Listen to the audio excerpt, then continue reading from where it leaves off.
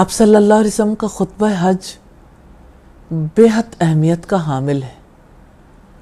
اس خطبے میں ہمارے لیے کیا کچھ ہے، پوری انسانیت کے لیے اتنا بڑا سبق ہے، رہتی دنیا تک کے انسان اس سے نفع اٹھا سکتے ہیں۔ آپ صلی اللہ علیہ وسلم نے لوگوں کو خطبہ دیتے ہوئے فرمایا، تمہارے خون اور تمہارے مال تم پر حرام ہیں، جیسا کہ تمہارے اس دن کو حرمت حاصل ہے۔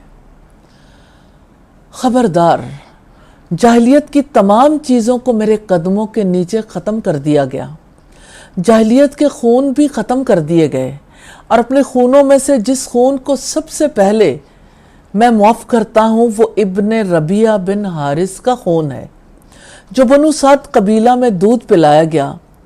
بنو حذیل نے اس کو قتل کر دیا تھا، اور جاہلی دور کے تمام سودوں کو میں ختم کر رہا ہوں، اور سب سے اول میں عباس بن عبد المطلب کے سود کو ختم کرتا ہوں۔ آپ عورتوں کے بارے میں اللہ سبحانہ وتعالیٰ کے تقوی کو اختیار کرو۔ تم نے ان کو اللہ تعالیٰ کی امانت کے ساتھ اپنے قبضے میں لیا ہے، ان کی شرمگاہوں کو اللہ تعالیٰ کے کلمے کے ساتھ حلال گردانا ہے۔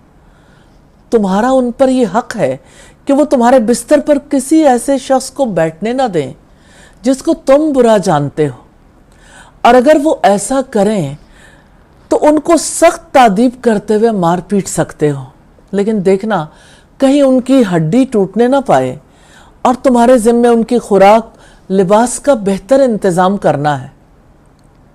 اور میں تم میں ایک ایسی چیز چھوڑ کر جا رہا ہوں، اگر تم نے اس کو مضبوطی کے ساتھ تھامے رکھا کبھی گمراہ نہیں ہوگے۔ وہ کتاب اللہ ہے، اور تم سے میرے متعلق سوال ہوگا تو تم کیا جواب دو گے؟ سب نے کہا، ہم گواہی دیتے ہیں کہ آپ نے اپنے رب کے پیغامات کو پہنچا دیا، اپنی ذمہ داری کو ادا کیا، اور اپنی امت کی خیرخواہی کی، اور اپنے اوپر عائد کردہ حقوق کو پورا کر دیا۔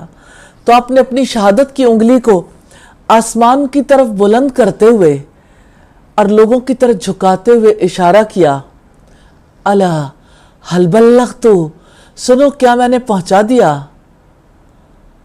اس موقع پر لوگوں نے جواب دیا، بھلا کیوں نہیں، آپ نے پہنچا دیا۔ پھر آپ نے فرمایا، اللہم اشہد، اللہم اشہد، اللہم اشہد، یا اللہ تو گواہ رہنا، یا اللہ تو گواہ رہنا، یا اللہ تو گواہ رہنا۔ اب صلی اللہ علیہ وسلم کے ایمان